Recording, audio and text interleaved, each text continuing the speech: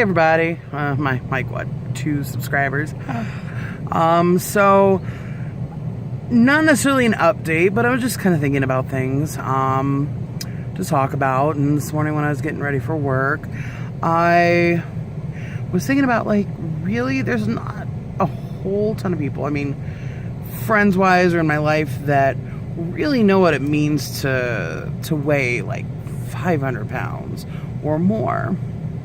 And like the difficulties and kind of like the struggles and embarrassment, but more like self-embarrassment that you go through. It's not really what a lot of people think about. I'm gonna try not to ramble. Thanks, Mom, for telling me, oh my gosh, you have a tendency to ramble. I know I do, gosh darn it, but that's my charm. So I have about 5 minutes before I have to go back or go into work. So this morning I was like, I've been lazy, as you know, like I said last time, with getting my hair done. And I usually shave it by myself, and I kind of got the sides done and then got lazy and just decided to screw it. And didn't do it for 3 days, so I had like 2 big old bald patches on the side, and it was just stupid.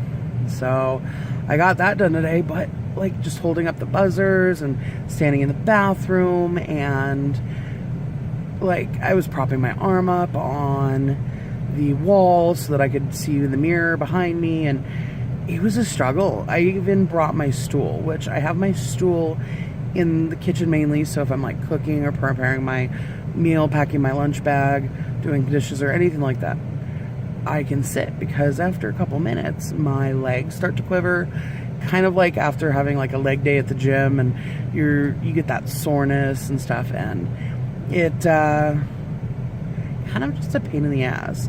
So I do that and I finish up my hair. My arms are exhausted, my back is exhausted, because my back really hurts after a few minutes. Standing and walking, I got like 2 minutes tops. It's horrible. But you know what? It's my own damn fault. And that's why I'm taking ownership and getting things fixed. But yeah, I just pulled up to work and decided I'd give you like a little update. So simple tasks like taking a shower, I have to stand sideways, because if not, that shower curtain is sticking me like glue. It's horrible.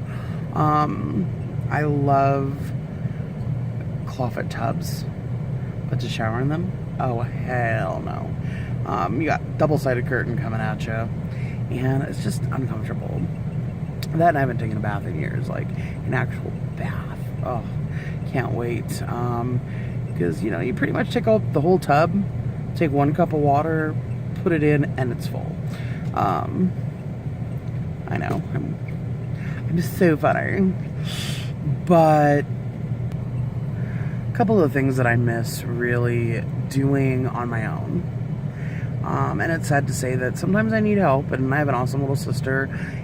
Mind you, she's a big pain in the ass and bitches a lot and stuff like that, but she's a big help. Like, some days I can't take off my socks. I just can't reach because everything's sore and tense and stuff like that. So she helps me, and you know, she's been doing the dishes a lot and cleaning the apartment a lot, because after a couple of minutes I'm wiped. But that's one thing, like, I can't wait to be able to do again, is be able to put on my socks, shoes, clip my toenails, which she won't do. I'm not gonna expect her to. Take a shower without being exhausted. Be able to walk around the block, walk anywhere in general, really. I used to, a year ago, be able to walk everywhere. When Chris moved here, we would go on like little mini adventures, because I had just got hired at Comcast, but I was still unemployed for the first 2 months that she was here. So I mean, it really didn't faze me if I had to take the bus and we walked to the store. I remember last Thanksgiving, we went up to Golden Corral. She was not in the mood for waiting in line, and I was kind of pissy, and I'm like, gosh, you know, I just want to, took a picture. I just want to be able to eat somewhere. And we walked, everything was closed. We walked about a mile towards home to the next bus stop, and caught a bus. But I still walked a mile. And that was only last Thanksgiving. Then slowly my back started hurting more and more. But one of the things that I miss is being able to go to an amusement park. Last time I went to an amusement park was a couple of years ago, and my friend, well, we'll just call him Bob. Well, my friend Bob, we went to Silverwood, and I was like really excited because I really wanted to go to a water park. It was hot in Idaho. And I was like, okay, cool. I didn't expect to go on any of the rides because I know I wouldn't fit, but he wanted to go on them. And I was totally fine with that. Oh, dang phone. Okay. I was totally fine with that and let him know I won't be able to go on any of the rides, but you go have fun. I would have fun watching him have fun on the rides. But no, he insisted I go on. So ride after ride. Come on, let's get on the roller coaster. Each ride it became more and more devastating that I couldn't go on it. I couldn't fit. The buckles wouldn't, like the lap things or the buckles wouldn't buckle. The things that go over your shoulders wouldn't go over and clamp or clasp or click or whatever, lock into place. And I don't know, it was just annoying. And he started realizing after like the third or fourth one how horrible it is if you're any kind of big, like maybe even 250 pounds. That's not horribly fat, but for some people, if you hold it right in the middle, those belts and over the shoulder harnesses are not gonna fit. It devastated him so much that he actually started crying to the point where he was so upset and so embarrassed for me. And the last ride I tried, the belt fit. And one of the little kids, he was like 17, 18, 16 maybe, I don't know, was like, hey, we have this one and the belt is bigger. The hard harness that goes over your head and over your shoulders, it needed one more click. And this poor kid, I told him, push. I can suck it in, and I just couldn't pull it towards me. And he's like, I'm pushing. But lo and behold, I knew he wasn't, because he was afraid to hurt me. And I told him, you're not going to hurt me, just do it. Bless his little soul. It just didn't work out.